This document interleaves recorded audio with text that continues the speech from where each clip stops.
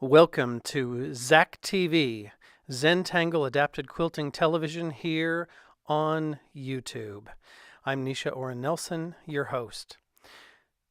In this episode, we're going to explore Zentangle pattern Tripoli along with Kino. If you're new to ZAC TV, you'll probably be wondering, what is Zentangle? Zentangle is a method of creating pattern that is very simple and easy and can be meditative and help you develop greater focus. Now, I love Zentangle and I'm a quilter, so I have worked to take Zentangle patterns and adapt them for free motion quilting. And that's what we're going to look at here in this video.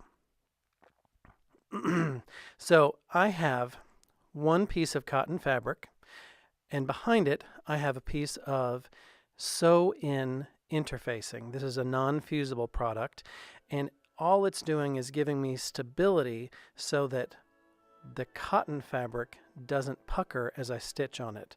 Because what I'm doing right here is I've stitched a triangle, and now I'm filling the triangle with pebbles or little orb-like shapes that I'm just putting one right up next to another, and I'm going to fill up this entire triangle. Now I have my fabric and interfacing stretched in a hoop, and I'm holding onto that hoop and just using my fingers in a very easy way and making my little circles. Now, if you're new to free motion embroidery or free motion quilting, the first thing you need to know is you have to drop your feed dogs. So my machine has a switch on the side. I depress the switch and the feed dogs are disengaged.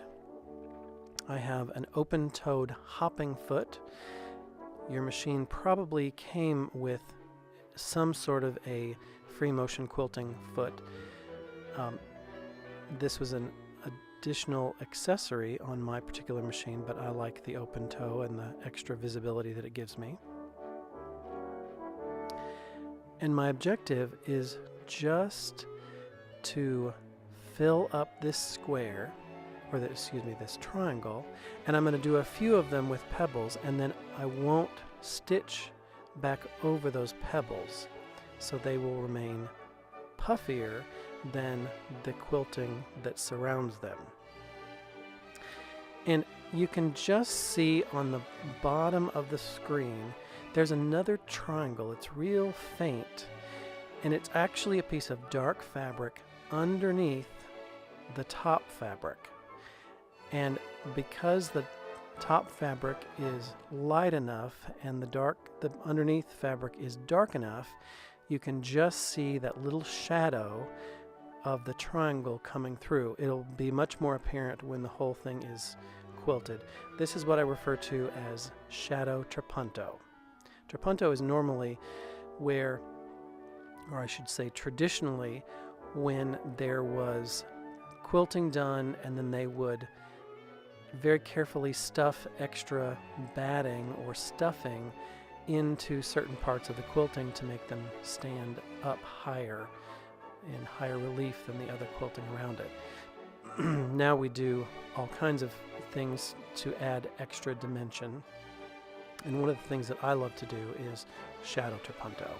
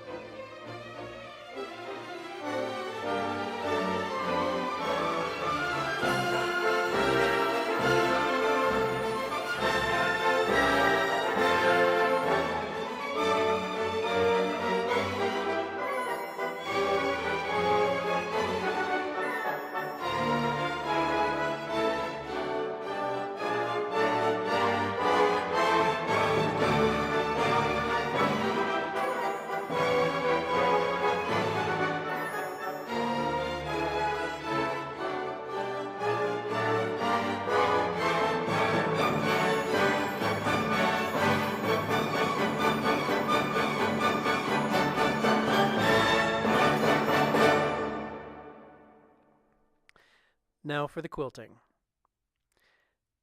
So I've taken the fabric and the interfacing out of the hoop. I've added a piece of batting and another piece of fabric on the back. And I have taken my quilt sandwich. I've pulled my bobbin thread up. I did a quick line of stitching, and now I'm knotting and burying the threads. Now, I personally knot and bury all of my threads because I think it's the most secure thing. A lot of people stitch in place. I don't like the potential buildup of thread, particularly when using a high contrast thread. It shows, and this way you don't have to do several stitches in place, and you can bury that little knot and it doesn't show. So I did one line. Now I've got the second side of my triangle, and I'm coming back to the third side of the triangle. Now on paper, this pattern, Tripoli, is just triangles that are right next to each other. When you're quilting and trying to create a continuous line pattern, stopping and starting is something that we try to minimize. And in order to do that, I am actually outlining my triangles, and then I'm going to do Kino in between those triangles. But first, I'm going to go around this triangle that I did free motion embroidery on, and that's going to secure those edges and make it really stand up. So all those circles will be higher than the quilting in between the triangles that are Tripoli.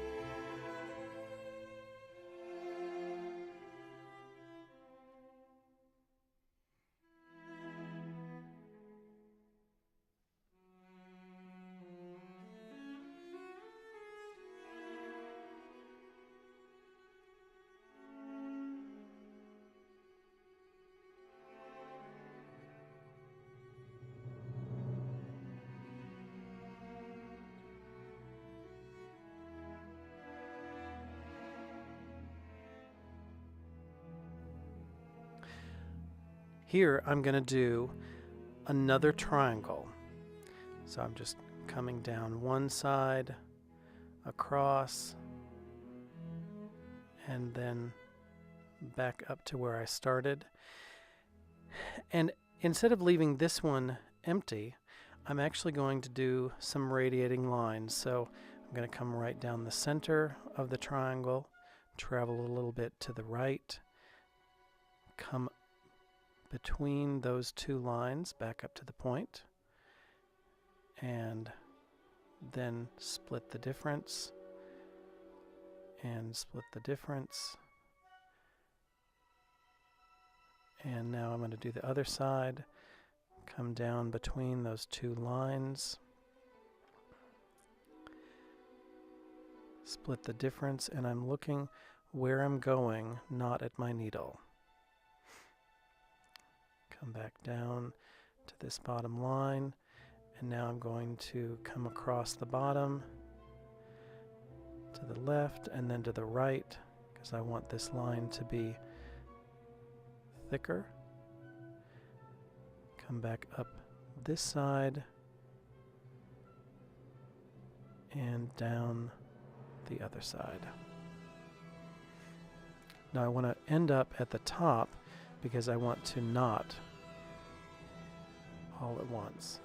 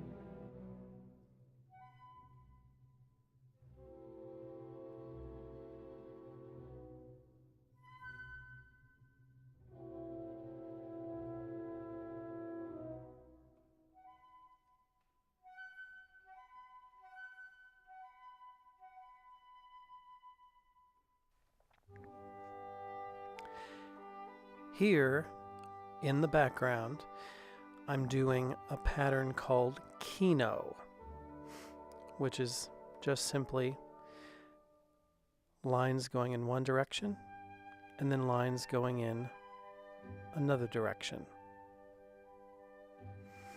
So some of my lines are parallel, and then I'm doing lines that are perpendicular.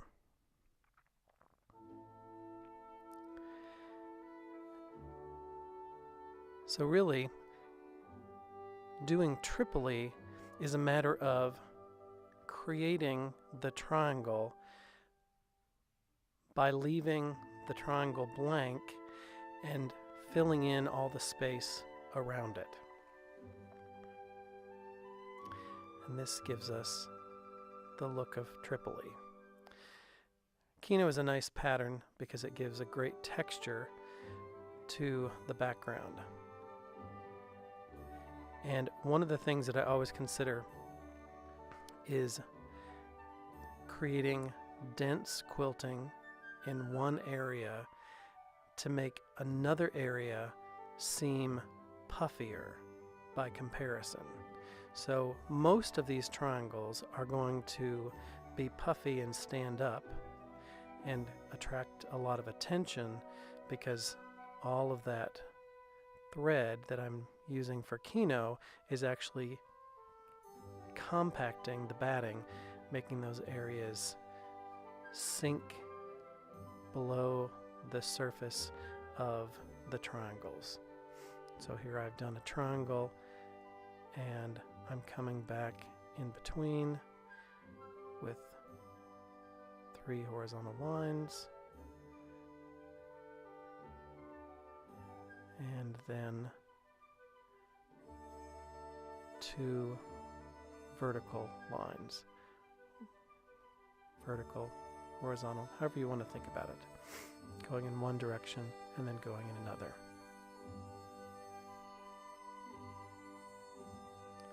And as I work around the quilt surface, I'm going to continue to make Kino between my triangles of Tripoli.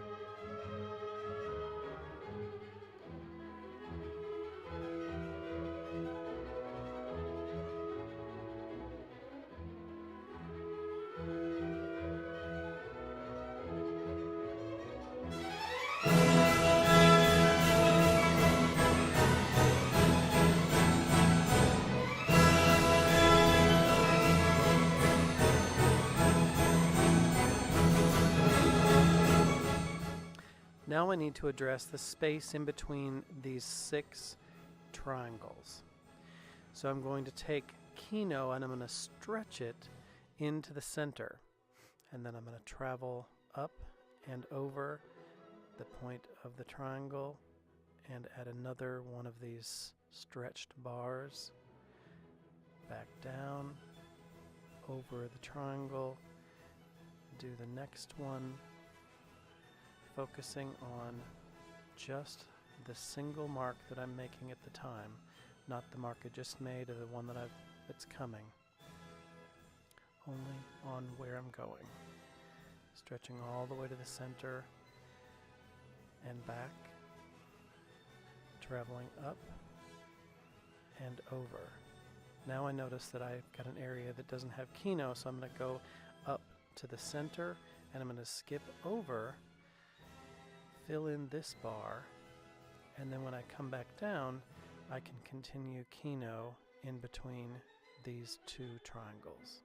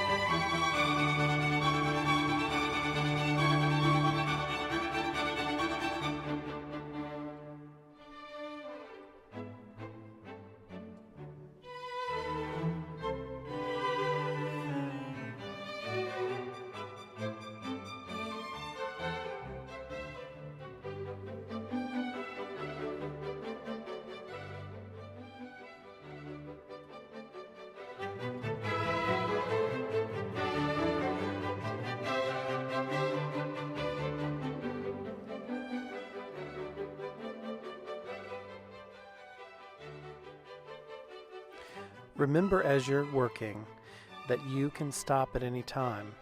Here, I used my finger to trace where I want this next triangle to go because I couldn't visualize it. Remember, you control the foot pedal. If you want to go slower or stop, you have the power.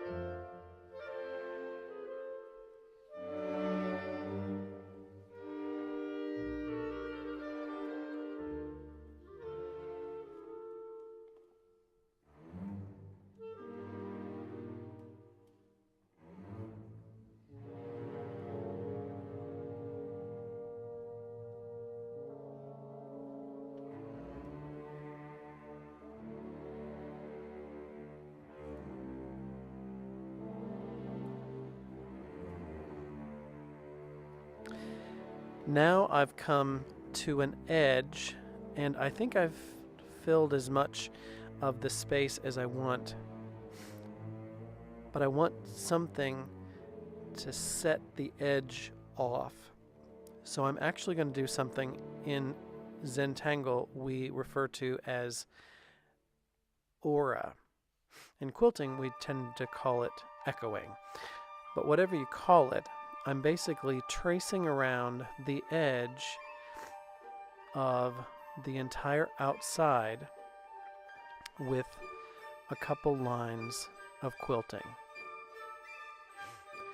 Again, I'm focused on just what it is that I'm doing and only the marks that I'm making.